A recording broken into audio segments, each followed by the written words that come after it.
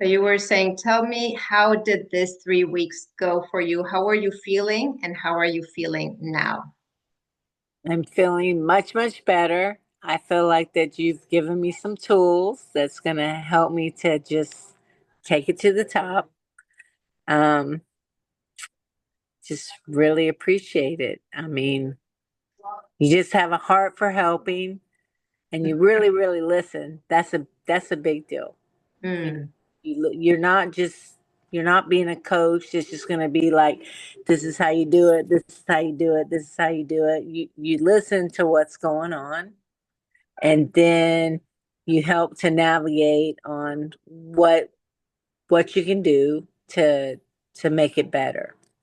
So I really appreciate that. Like, you're not saying this is my way, this is how you have to do it, this is going to make you feel great, this is going to make you be better, because everybody's different. Everybody's different in their body, in their mind, and what they got going on spiritually.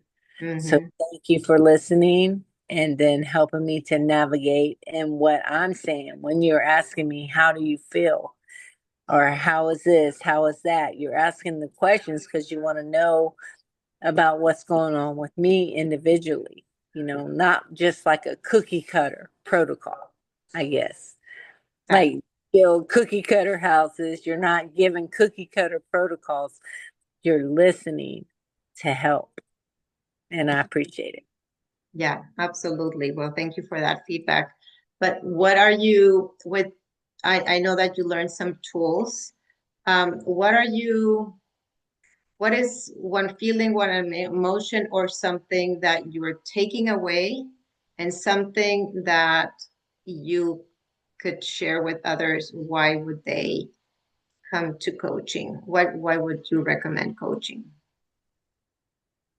Well, the biggest thing that I'm taking away, and I'm sure it's going to be different for everybody, is that building a loving yourself enough to build a routine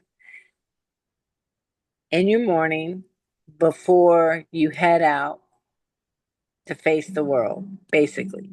Hmm. What you do in the morning is going to make a difference on the rest of your day. And it's true. It is true. So that's been a big takeaway. And knowing that it's okay to love yourself enough to be able to do that no matter where you're at, who's around, what's going on, that you're just going to do it because you know that that's going to be the best thing for you before you leave for the day. For the day. Yeah, yeah, Or even if you don't leave, like at the ranch, it's going to be very rare that we're going to leave, you know, to go to town or whatever, maybe a couple days or whatever, but we're there. But if I be consistent and do those things while we're at the ranch, it's just going to make it better, my day better. absolutely. And when you do the things that you said you wanted to do, now is like you trust yourself more, Right. right? Yeah. So what helped you? This is the last question. What helped you make a decision into saying yes to coaching? Knowing that you have to have a teachable spirit. You have to have a teachable spirit.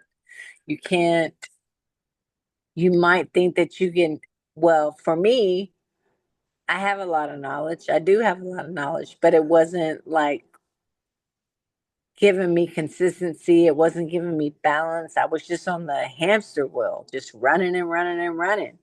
I wanted it so much in my heart, but I just couldn't get there. So I think that you just need to have a coach that's going to help you to kind of navigate, make you take a step back and navigate and, you know, go from there. Yeah.